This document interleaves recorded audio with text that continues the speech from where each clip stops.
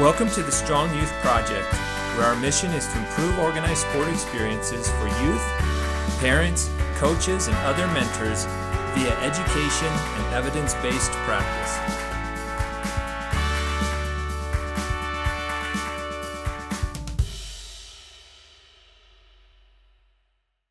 Welcome to the Strong Youth Project podcast. As we work to improve organized youth sport experiences, we will share insights from both scientific research and real-life experiences. Although we will present evidence-based information from the highest quality scientific sources, we also recognize the value of firsthand experience shared directly from athletes, coaches, and parents. These experiences may not always align perfectly with scientific research, yet we believe they still offer important insights into how best to effectively facilitate the many benefits youth sports can offer. Welcome back to the Strong Youth Project podcast. My name is Jennings Genho, and I'm the host of today's episode. Today I sat down with Peter Williamson, one of the original members of the Strong Youth Project.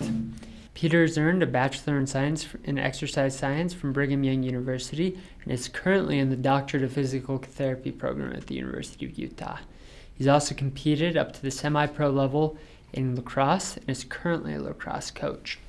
In today's episode, we discuss the importance of doing research and understanding research. We also discussed Peter's experiences working with the Strong Youth Project and doing research with them. His research focused on extrinsic versus intrinsic coaching cues. We also talked about how you can evaluate research and find out if the research you're looking at is reliable, as well as Peter's experience coaching and the best ways he has found to build character and promote winning on the athletic field. We hope you enjoy today's podcast. Thanks again, Peter, for being on the podcast with us. We appreciate it.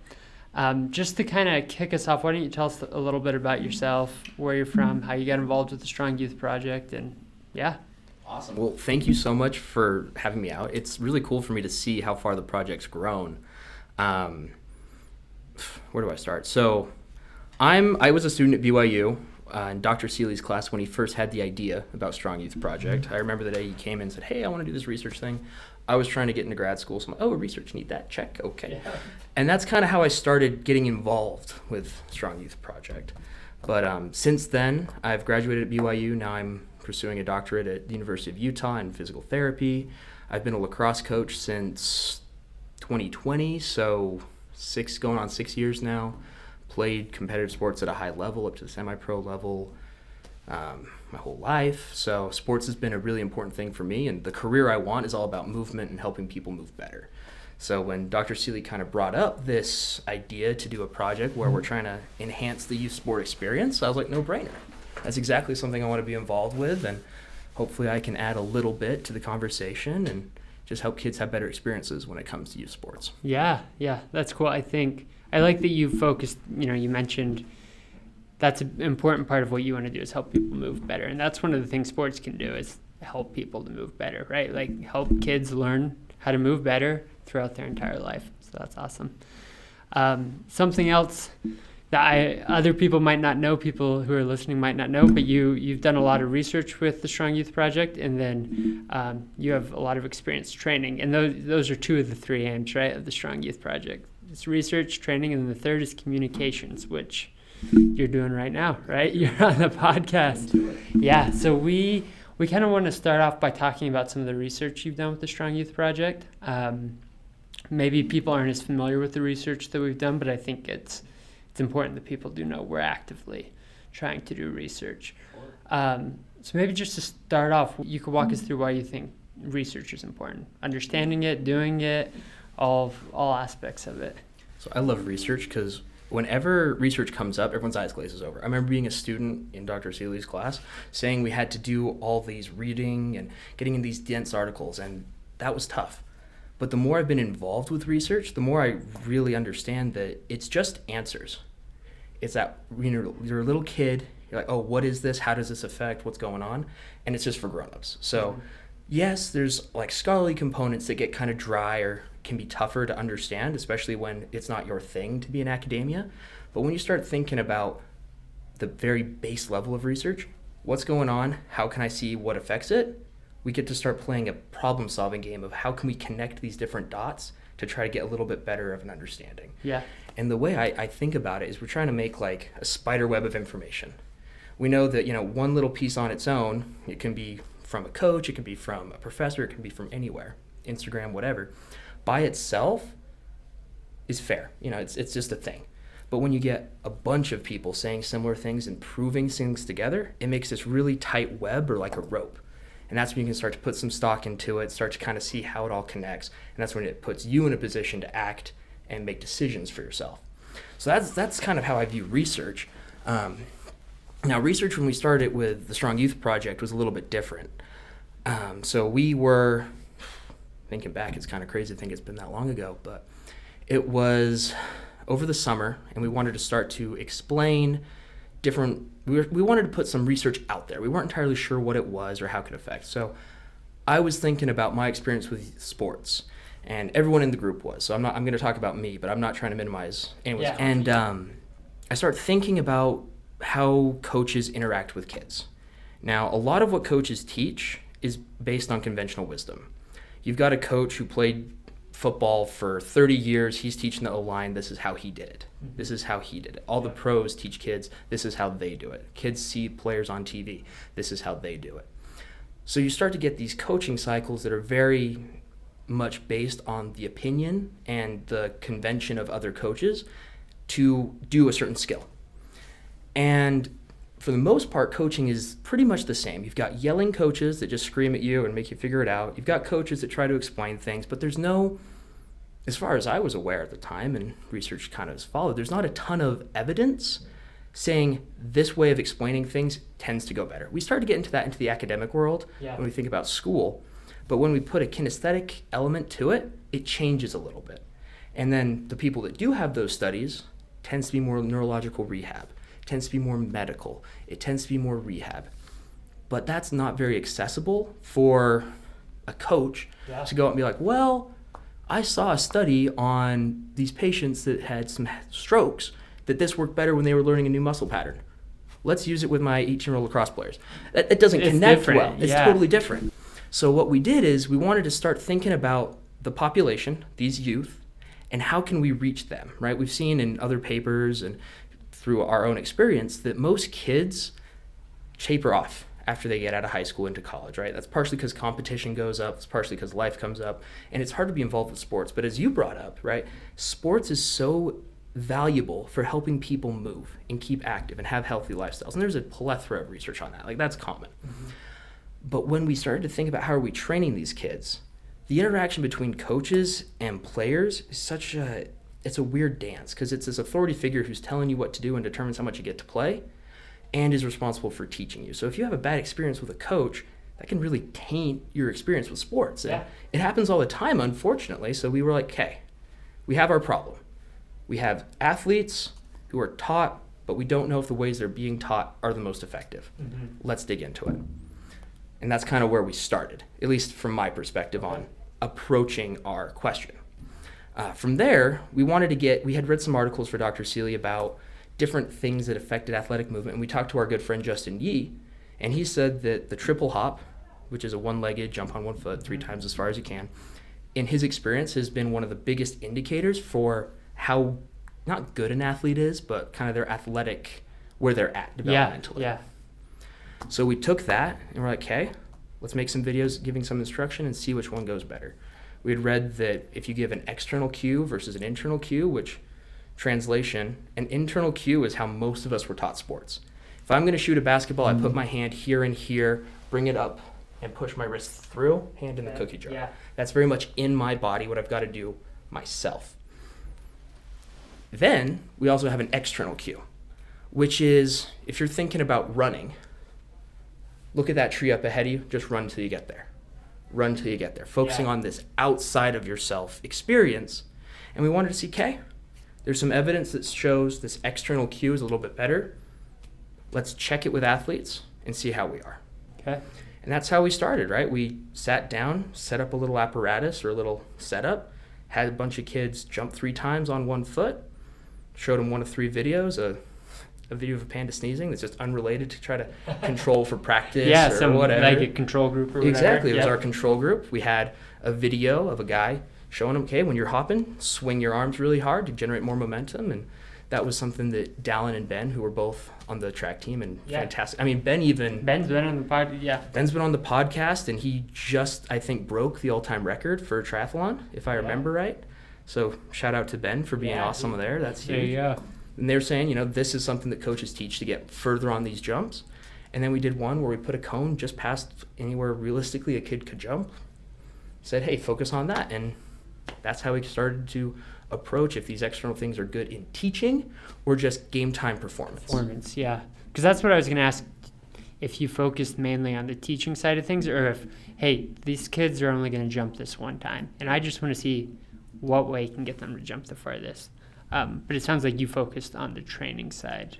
So we set this study up in 3 parts. Okay. So what we've just finished and we're working on and getting published was the first step, which is establishing that by itself, without any training, it helps. And then to try to explain why. And I'll get to that part about why after we kind of go through a little bit of what we found. The second level of the study we wanted to pitch for maybe a year from now, something like that, is we're going to take a group of athletes, train them for 6 weeks, internal traditional coaching where, the coach is there, bend your knees more, sit down, push through, versus your practice being more revolved around external cues. So same time blocks, we figure out what, based on the research, kind of what a good training protocol is. And then we'd say, okay, so instead of any internal cues, you're going to get focus on the cone. You're going to get, hey, breathe. Think out there. Get yourself out of the spot and then let your body become more efficient on its own. That was level 2. Okay. And then level 3 was going to be kind of an extension of that and see kind of how that went long term. So then we would try to do a training block that's a little bit longer and then check in with these athletes a couple months down the line to see, hey, we trained you, we saw this, how much of a lasting, and if there is any lasting impact between the 2 different approaches in training, not just game time. Yeah. So that was the long-term approach. We got through that first tier of let's get these athletes here, make sure we have that correlation, and then to see if we can get a little bit more information on what cues or what parts of the body really make up for that difference. That makes sense.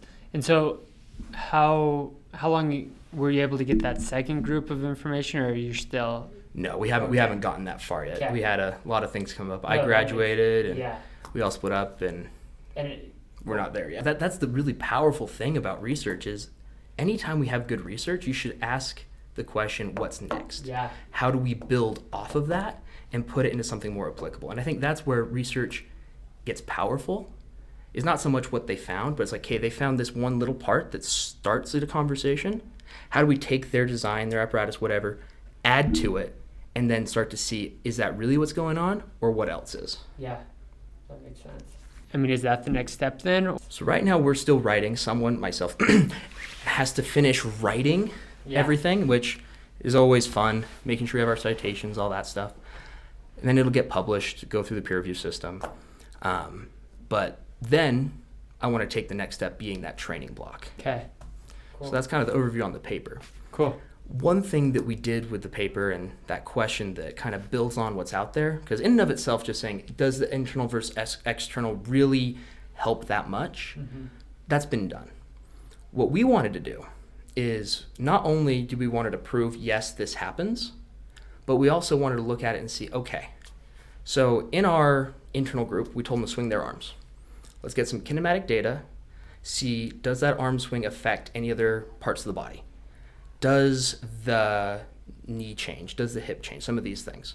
And we also did that with our external group and the control also. Yeah. So we broke up the actual movement after they did it based on, let me pull it up so I don't forget. Yeah, no worries. So we had a bunch of variables that we looked at after they jumped. So we had a change in jump distance, which we controlled out by a percentage change and did stats on it to make sure that if a kid jumps farther than another kid, you're accounting for that. So if I put a 7-foot tall guy in one group and then a 8-year-old 4-foot guy in another group, obviously the 7-foot, he's going to jump farther no matter what. Exactly. Yep. Right. So we put them as a percent change to try to equalize across age because we did take a pretty wide selection of people. Okay. We went as young as 8, went up to 18. Cool. And we also subdivided our groups into a younger and an older group, and both groups were male and female. Okay. So we also wanted to see, like, is this effect just like a teenage guy thing, or is it change when they're younger? We wanted to kind of get some of that information too. That makes sense. So we looked at overall jump change. We looked at the change in the ankle angle, so like how much the ankle moved during the jump, how much the hip moved during the jump, how much the knee changed, and then how much time they'd spend on one foot as they're reloading. Okay. So we wanted to look at those were variables that we thought would help change based on how far. Like if I jump farther my second time, probably my ankle did more, was kind of our thought. Yeah. Turns out that's not entirely accurate, but that's why we did the research to find out what parts. So that as we're starting our training block, we're like, okay, let's make sure our internal group is cueing plantar flexion, for example, right? So we wanted to have some good data for our next level to be like, we are doing good internal cues that will translate to progress. Cool. Not just, I think this will, because again, that was our stick that we really wanted to get into. Is a lot of coaching is, this is my opinion, I've seen it, I've played it, and it worked that way.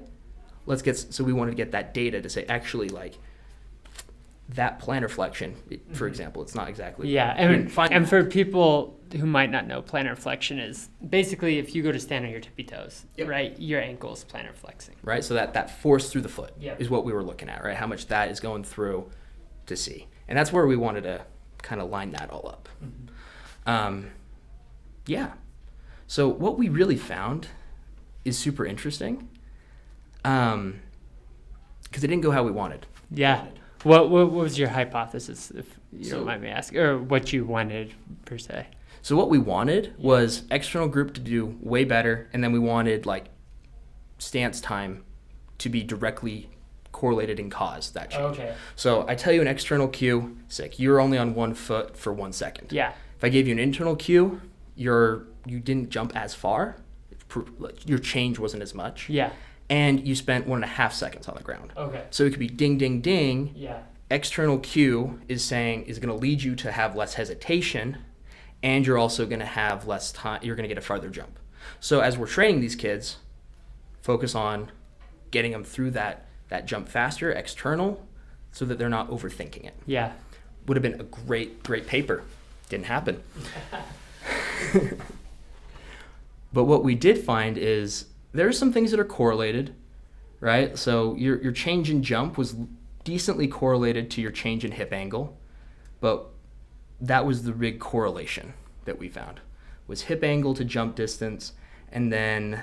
And that hip angle would increase with jump distance? Yes. Okay. So what that means, and I wish I could draw it for everybody. Yeah. So more or less, that as they're landing on that one leg, they're absorbing more in the hip, which then as they're trying to transfer force out, they're able to have a longer push-off phase through that hip joint where you have a lot bigger muscles pushing through to generate more force. Okay. And the hip angles between your thigh, your femur, and your torso. Your basically. torso, exactly. Okay. Right, so that big change in maximum angle. Yeah. So if in one jump they got 20, next time they got 30 would be a 10-degree change, positive change. Cool. So those two were correlated. The other big correlation was between knee angle and ankle. Like those were pretty well linked, but again, not a ton with the actual jump change, which was our real focus. Yeah. Cool. And then of course, our internal and external group did do what other research had suggested, that our external group had the biggest change across age, and then internal had a slight increase, but statistically insignificant from the Panda video. Really? Yeah, so you might as well not tell them to do any. I mean, and we can't say for sure, right? But like, if it's not that much different than the control, we could kind of infer that it doesn't do much at all. Exactly. Like we got a difference. Yeah. But that difference is basically the same thing as chance. Yeah. Like we can't say that was the cause. I am curious, and I wanted your thoughts. Do you think this same basically principle of external cues versus internal cues applies to some more skill-based movements? Let's say, use the example of when we learn to shoot a basketball, right? We bring our arms up, we follow through all that kind of stuff. 100%. That's more internal. Do you think? I mean, my assumption is that those skills take more internal cues than jumping, for example. So, but I don't know. And that's where we want to get to. Yeah. I think that I haven't seen research, Yeah. but in my opinion, I think that when I start to coach kids in lacrosse and their shooting isn't quite right, if I give them a ton of stuff internally, do this with your wrist, do that, I know that will make a change to a point. So I'll have them practice it, give them one cue at a time, do all those good things. But when it comes to performing, when they go back and they're in a more of a live drill situation, they don't really recall those changes right away. And I've found that if I really tell guys, hey, just hit the target, just hit this, and really give them that focus, they end up doing those things. Whatever works best for them. Exactly. And even if it's not quite the textbook, this should translate, like a wrist snap, it tends to go a lot better. And it's crazy because once I was in a neurologic rehab class at the U, we started to stumble across this theory, which is called the constrained action hypothesis, which totally changed the way we framed our paper. So this paper came out, this hypothesis came out in 2001, and it was written primarily by Gabriel Wolf et al. And it's called the automaticity of complex motor skill learning as a function of attentional focus. And the big takeaway of this paper is that there's this hypothesis that as you overload someone with too many cues or with internal cues, they start to deviate from the way their body would naturally do something. Our bodies are pretty good at doing a task, right? They're efficient. As you start to do something, your body learns the best way. That's a lot of what your cerebellum does and helps make your body more efficient. So by overloading with too many internal things, your body starts to try to do so many of those things you're told that it's not doing what comes naturally to it. Basic stuff. Exactly. Right? A good example of that is if I want you to jump higher and I start telling you, make sure you get your knee to 13 degrees. Make sure you get your hip to 25. I'm giving you so much stimuli that you get so much of your RAM, your internal attention on those minute things that you forget to jump. Like if I lined you up in a combine, say, okay, you're gonna jump as high as you can, make sure you do okay. And you're like, wait, what? How many times does that happen in a lecture? Yeah. Right? There's so much overload, so much information that you just freeze. Now the paper doesn't say that they're gonna freeze, but it says that there is this idea that so much internal attention just interferes with your body's natural rhythm, your natural ability to go ahead and grab and reach. We did a couple labs that also kind of confirmed that. We're going to have to pick up objects in different ways. And this kind of funny thing that I did is we were supposed to pick up a glass of water and put it down, move it. But we had to grab it with our thumbs down. So I go in there, and I totally forgot there was water in the cup. Oh. So I came over, flipped it over, because I was like, I got to make sure my thumb's down. I'm doing these weird things that I'm not normal. And I ended up pouring water all over my desk because I got so locked into all these little parts. Yeah. And another piece of literature that's pretty prevalent, especially, this is coming from the neurological rehabilitation side, is that there's an idea of part practice, which sounds great in theory. It's, okay, we need you to reach and grab this pen. We're going to start practicing by just extending your elbow. Now there's a time and place for that. Yeah. If they're super low functioning, they can't get very far, they need a little bit of a win, you start to resort to that. But the bulk of the literature suggests that, this part practice, although is effective in a very small case, when it comes to overall, it's not as effective. They need the error of missing the pen. They need the error of shorting the pen. They need it to work in tandem so that it all becomes one motor unit. Okay. So when it comes to sports, I think that, yes, there's a time and place. If a kid really doesn't know how to throw a baseball, you got to take some time. Yeah. But once you get to a level, and I'm not sure what that level is, if I start really messing with how you're using your wrist, you're going to get so worried about your wrist, you're not going to think about throwing the ball. Yeah.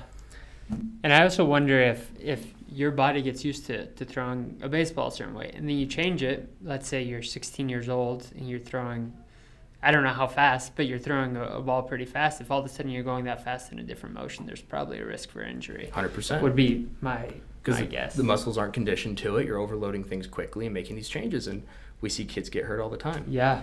And the other thing that I think is really easy is so many kids, like a PE teacher is probably the first person to teach how to shoot a ball, basketball. Yeah. Or your whatever. dad, mom, dad, uncle, someone like that. but every person's anatomy is just a hair different. So when we see squatting, you see different variations of toe out based on femoral rotation, a bunch of other variables, right? Yep. But when we're taught to shoot a ball, if we focus on these very internal things you should do, the person teaching you doesn't have a great idea of how your kinematics are. If you have a muscular imbalance or impingement or, whatever it is, yeah. So that, you're telling you these cues that should work, that should be the conventional wisdom of what you should do. But for you, it doesn't work that well because you happen to have an arm that's 3 inches longer than yours, or whatever it may be. Right? So I think there's definitely a place, and I use internal cues when I coach pretty often, especially with guys that just are having the same error over. It's like, try this little thing, tweak. yeah. But when I start teaching like a skill from scratch, I want them to just start throwing, and then we modify it down. Yeah, especially if it's a mass group, right? If you have a football team or a basketball team of 10 8-year-olds and they're that young and there's so many of them, it's hard to go through and figure out what each person's anatomy looks like. 100%. So really quick, I just want to highlight. So we thought research, that's pretty boring on paper, but we've just been talking all this time about all these cool little spots based on an article, right? So now when we start thinking about how are we going to get this information out, I think this is one of the cool things about SYP is it's on a topic that we all love so much. We love these youth sports. We love the changes that sports can make in people. And we had this massive conversation without even reading the paper, just kind of having the bullet points.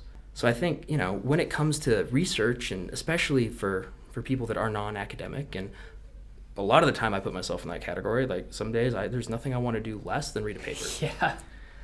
But just starting to look at what it starts to say, getting the abstract and say, oh, this is what they found. Does that make sense to me?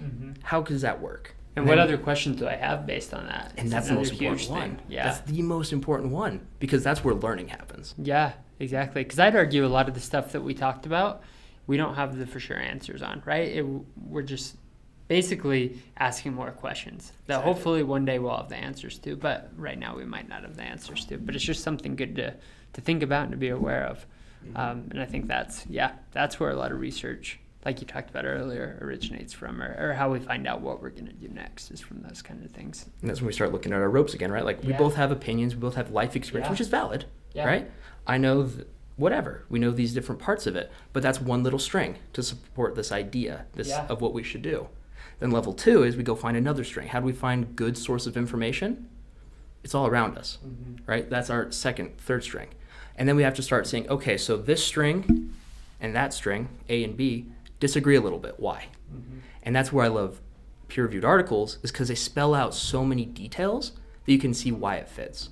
Like we started to talk earlier a little bit about what makes a good article, or how can you tell? Yeah, how do you know if, there's so many studies out there, or you're scrolling through Instagram and you see somebody who's trying to sell a personal training program saying research shows this.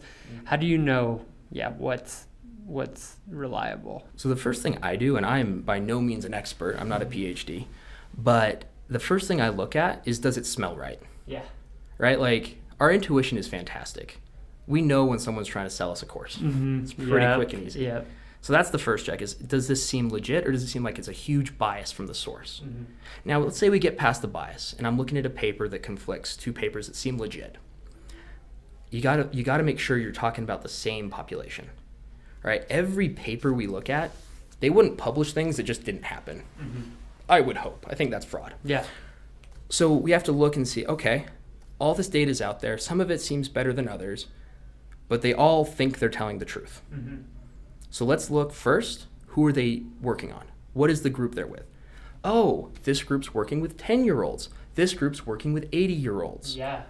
That makes sense. For a youth sports coach, we're going to focus on the 10-year-olds, not the 80-year-olds. Exactly. I gotta get as close to the population I'm involved with as I can. Yeah. Because the closer we get there, the better that population is going to trend with what we'll see when we're out doing our coaching.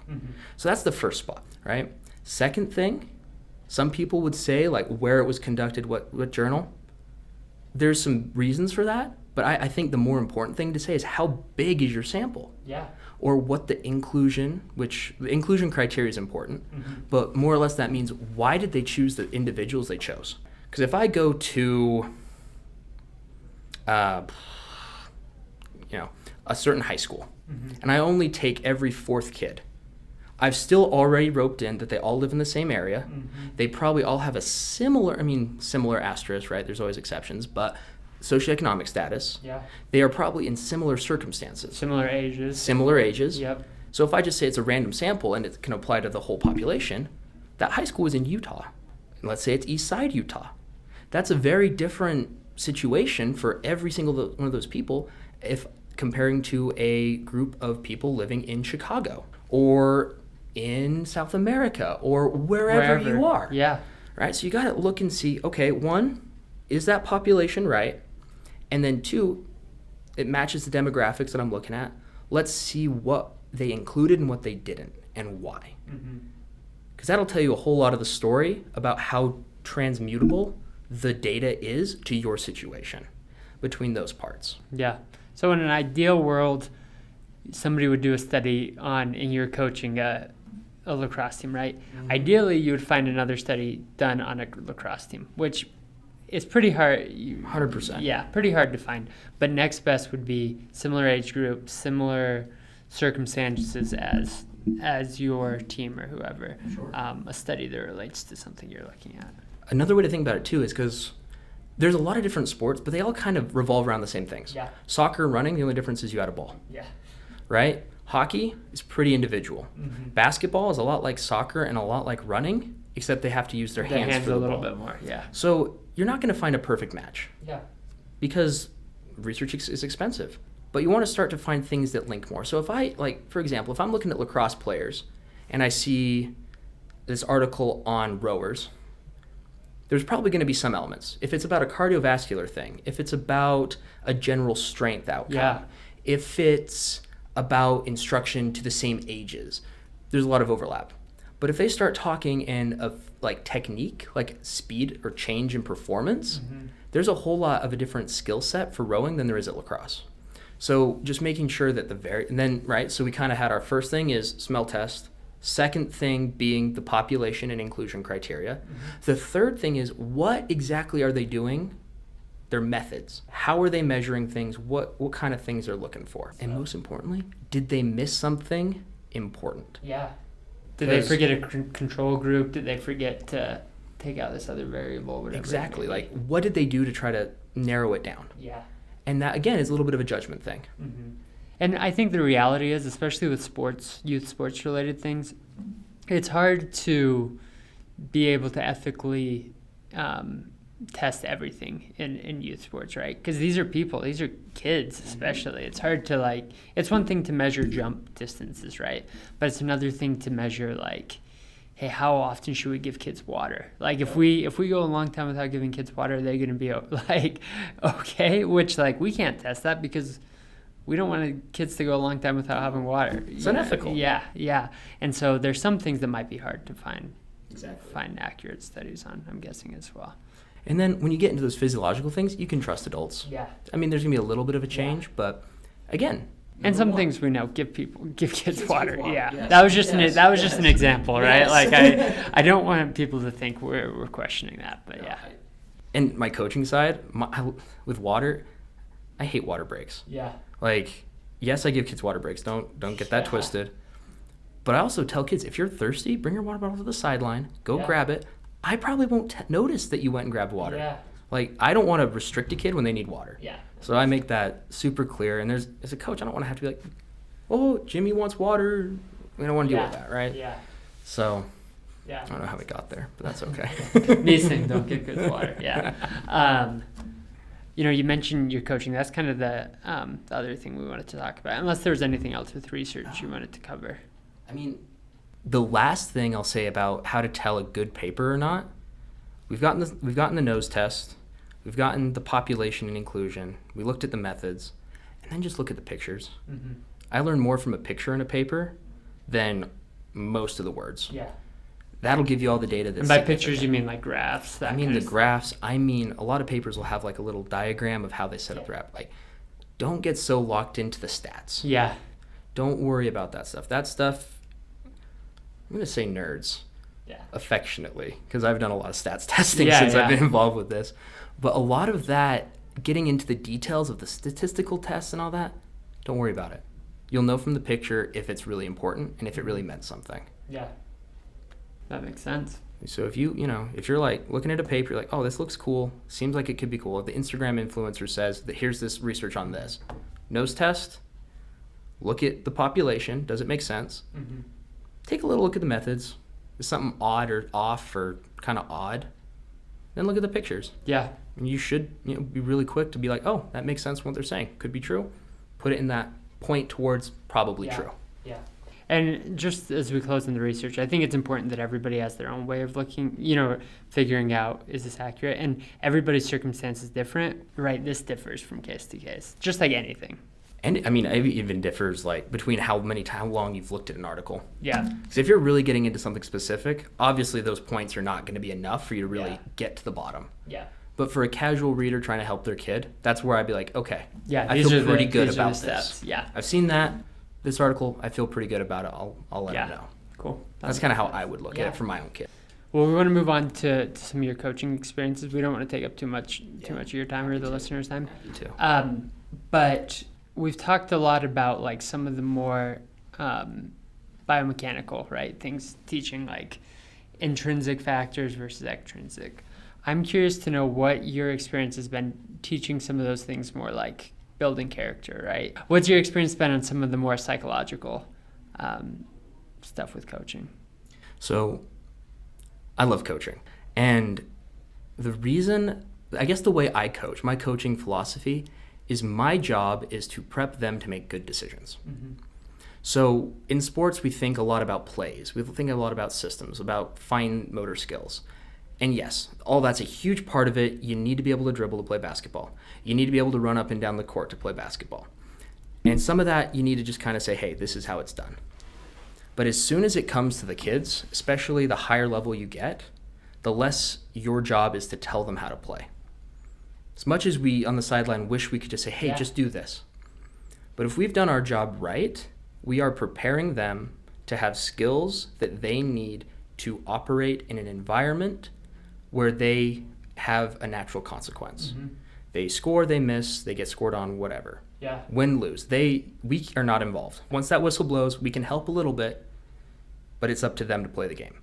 So my entire thing has always been, since I started coaching, teach a kid why and how to do something, and then they'll be able to figure out what the best move is on the field. Sounds like parenting to me, honestly. Right? I mean, I'd love to be able to take these kids, say, all right, this player is only going to do this, this, and this move. This is how to beat each one. Yeah. Go do it 100 times and you'll be good. Yeah. That's not how the world works. So we really compare like this winning and how did we phrase it? Winning versus developing character. Sorry. Sure. So character versus winning. And I feel like the idea of the Disney Channel jock where their whole character is sport and they treat everyone badly because they're perceived to be not athletic or whatever isn't true. Yes, you've got kids that are nicer than other kids. Yes, you've got kids that are we get this all blend. Mm-hmm. But what I really think of character is really linked to integrity. Are they going to do what they know is right when they need to? Mm-hmm. I think those are the big things. I think those are the things that take people far. A little bit of emotional intelligence, I'd say, as a character. How will this affect the people around me?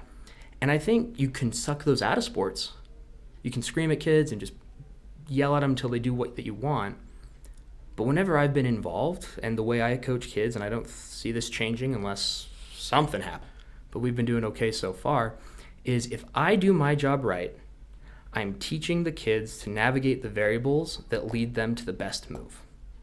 Now that connects with their teammates. Mm-hmm. I need my kids to push the offense or the defense or offense and defense to push each other, and it's got to be physical in lacrosse. Yeah. That's how you get better. Yeah. But if I teach them, hey, that's too far, this is why, and this is how you can tell, they're going to toe up to that line, and they're going to know how to navigate whether or not it's too much. Mm-hmm. If I'm teaching them, hey, you've got this situation, you've got these players around you, this is what's happening, what do? I'm not pre-programming them to do something specific. It's, here are the guidelines about what will probably work out for you. Experiment, trust yourself, see what happens, here's some tips to improve it. And to me, that sounds a lot like life, right? Like we can never be prepped for every situation you're in. But we got to trust what we've been taught by parents, mentors, whatever, that I've been prepared. I know this is what I should do. Wasn't prepped for this, but let's go with what I feel like is right, what I know is right, what I've seen work, what the opposite of what I've seen doesn't work. And to me, that's a lot of character and how you prep kids. Mm-hmm. So for that whole dichotomy, it's like, if I want kids to win and be winners, I can't micromanage them. Yeah. Because they're the ones playing the game. They need to learn how to make the right decision. They need to do it. Yeah. Same thing with character. Yeah, they need to know how to make the right decision in the real world, not just on the sports field. And honestly, when it comes to coaching, my favorite part isn't teaching the skills. Mm-hmm. It's not teaching lacrosse. It's not teaching basketball. It's not teaching rowing. It's none of that. It's seeing the young men, because that's who I work with, and I've worked with some girls, and I love it just as much. Seeing these young people grow, learning the confidence to trust their decisions, and helping these kids understand a framework where there's so many possible outcomes and good choices. It's up to them to pick what is best for them. Especially when you have two kids playing lacrosse, one of them's 6'8", one of them's 5'4". Do I teach them the same thing? No. It won't work the same. Yeah. But I teach them principles. I start to teach them, hey, when this happens, this is what the offense is going to try to do. How are some ways you can beat it? Mm-hmm. I like that idea. It probably won't work because they can just do this, whatever. Yeah. Then they learn. What about this? That works great. I don't know how they could beat that easily. That looks good. It's not how I would do it. Here's how I would do it. But I think for you, that's way better. Yeah. And then they get to build on that confidence, and they trust themselves. And then that extends into not just sports, learning. But making decisions. Making decisions in general. Yeah. Absolutely. No matter what field or what game they're in, they're prepared to trust their decisions, and they learn an apparatus of how to evaluate if a decision will be good or bad. Mm-hmm. And that's when I really start to teach with my captains, is starting to take guys around them, and how can we create a culture where they're able to make mistakes and learn, but we're also giving them an apparatus or a system where they can go back to their decision-making process and see where the decision went awry and how they can correct that for when it's a different variable that they're not prepared for. Yeah, that makes sense. So sounds like the primary role of a coach is to teach athletes to make decisions, right? Make the right decision. And then hopefully they apply that to the real world. That's been my philosophy. I know there's people that do it differently, but I figure if my guys make more of the right decision than the other team at the right time, well, so that's another great little side note I teach all the time. If you have an option between having the fast decision, slow decision, right decision, wrong decision, even if it's the right decision and it's too slow, it's wrong. So do your best, trust your gut, send it, see where you end up, and then make the next best decision. Yeah. But that's a small caveat. But right, these athletes, right, your guys do the right thing more often than the other team, you're probably going to win. Mm-hmm. If you don't, they're a lot better than you, and that's okay. Yeah. Because you did your best, you put yourself in a good position, and next time you know you're going to make more correct decisions. Yep. And I love that, because there's a level in sports where the most athletic, the most talented players are going to rise to the top. Mm-hmm. But especially when we're dealing with less competitive sports, that is true no matter the age level. Yeah. Take where you're at, give you the best system of the best decisions for what makes sense for you. They're going to improve. They're going to enjoy it. They're going to trust themselves, and they're going to have a positive experience with that sport, because that sport is going to be the place where they learn to trust themselves. Mm-hmm. And if you trust yourself, that's a whole lot easier to go into the world. Thanks again for being on the podcast. Do you have any closing remarks, any last minute advice for anyone listening? Nothing profound.